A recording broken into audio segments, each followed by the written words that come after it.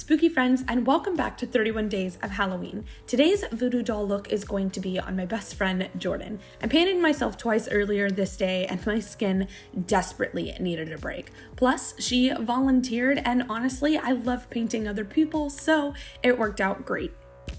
We are first starting out by turning her into Shrek. And by that, I mean we're painting her entire face, neck, and décolleté lime green. Doesn't she look good like this?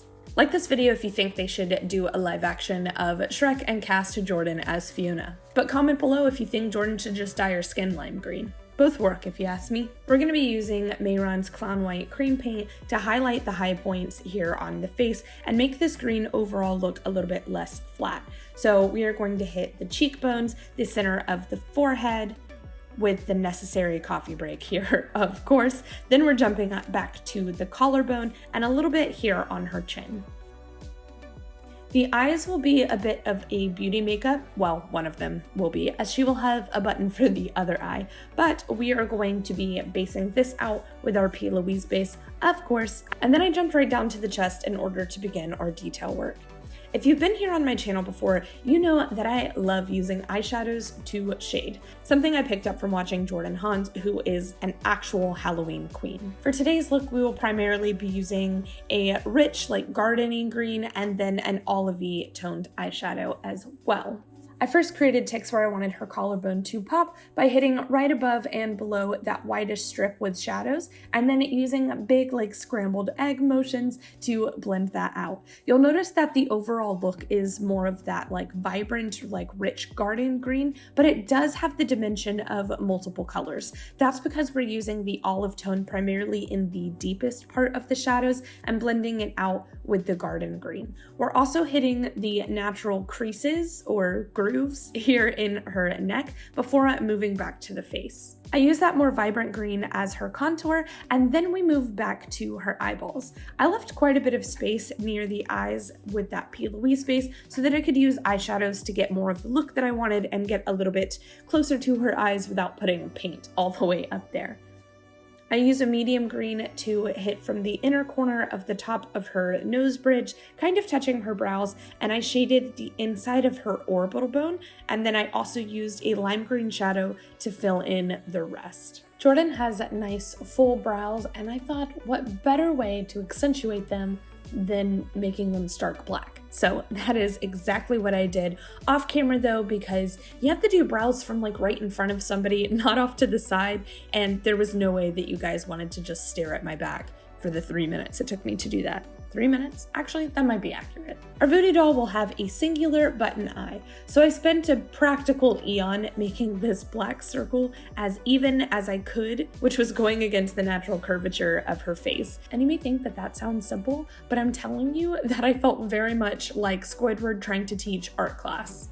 Like this video if you got that reference. I also tapped a little bit of a gray paint around the very outskirts of the button, kind of adding a little bit of a shine or a sheen to our plasticky button as a highlight, and we're actually going to finish the rest of the details for the button later. In order to create seams here in our doll, I'm going to use a brown paint. I slit Jordan's face down the very middle with that brown paint, and then I also ran a line across the neck as well. To shade this, we're going to be using a mixture of a rich green paint, leaving a hint of that lime green exposed here as we go to outline it. That way it looks like the edges of our fabric is kind of lifted. And we're going to shade these seams with the same shadows we used to detail the neck already. We're keeping the olive closest to the inner corners and then using that lime green to drag that color up and out until it fades into a more natural, well, not really natural, but the natural color of the fabric that is her skin. Keeping the olive closest to the very inner corner and then using that lime green to kind of drag that color up and out until it fades more naturally into the lime green color of her, well, it's not necessarily skin, I guess it would be fabric, of her fabric skin. Fabric self of her fabric. We gave her some pretty rich green lips, and off camera I also used the thinnest line of black paint to kind of split our splits in half a little bit further. This is kind of to give the illusion that our seam is deeper than it seems. Next, the stitches. A few strokes of white paint alternating between an X, which is going to stand for the more like crisscross kind of stitch, and then a singular line to vary our details. And while that dries, we're going to give our doll a little Chelsea smile with a thin line of black paint, and then we're going to use that same pattern of stitching detail to kind of match this with the rest of the look. And to make these stitches really pop off, we're going to be using that same green paint that we used a little bit earlier to kind of create the detailing here around our seams in order to highlight or accentuate the little areas around the stitches where they would be coming in and out of the fabric. So we're creating little curved tick lines around where each end of our stitches would be, and then to make that pop a little bit further, we're taking a tiny little skosh of black paint and hitting the center of those divots. I'm sure you've heard of wearing your heart on your sleeve, but alas, voodoo dolls have to be ever so slightly more anatomically correct, even if they are painted in my cartoonish style. So with a big brush, I'm going to create a cute little bright red heart. We're outlining that little heart in black, and then we're adding our same stitch detailing and moving on. I gave the normal eye a bit of a pop. We're going to be giving her normal eye just a little bit more of a pop. So I'm running a bright green eyeshadow here across her lower lash line, adding more of an olivey tone here to kind of smoke out her upper lid, and then adding some mascara off camera. We went in and added some buttonholes to our button eyes, and then I realized that as this button is actually attached to this doll and not coming loose or anything of that nature, it wouldn't just be buttonholes, it would actually be filled in with the stitches required to keep said button in place. And so we added that with a flick of white paint. I also realized that our voodoo doll couldn't very well be undressed, and so we moved on to something I haven't done in quite a bit, and that is painting clothes. This is kind of a full circle moment because the first time that I ever painted clothing ever was also on Jordan. One of the first ever body paints that I posted on my Instagram page. I based out her top in pink. I imagined something like innocent, pink, some kind of puff sleeve, and a cute little ruched dress. It's been a minute, like I said, so I majorly struggled with this, but eventually I found that when mixing a pink, white, and a berry shade, I could get a fairly good fade and outline of the overall oval puffs on my sleeves and across the chest as well that I was pretty happy with.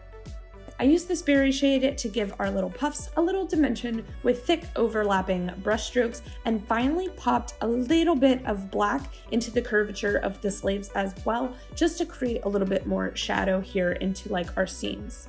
I also added a bit of lace to the cuff. For the chest, I used a wash of pink to create large, like McDonald M's across the top of the dress, and I filled that in a little bit more with a berry paint.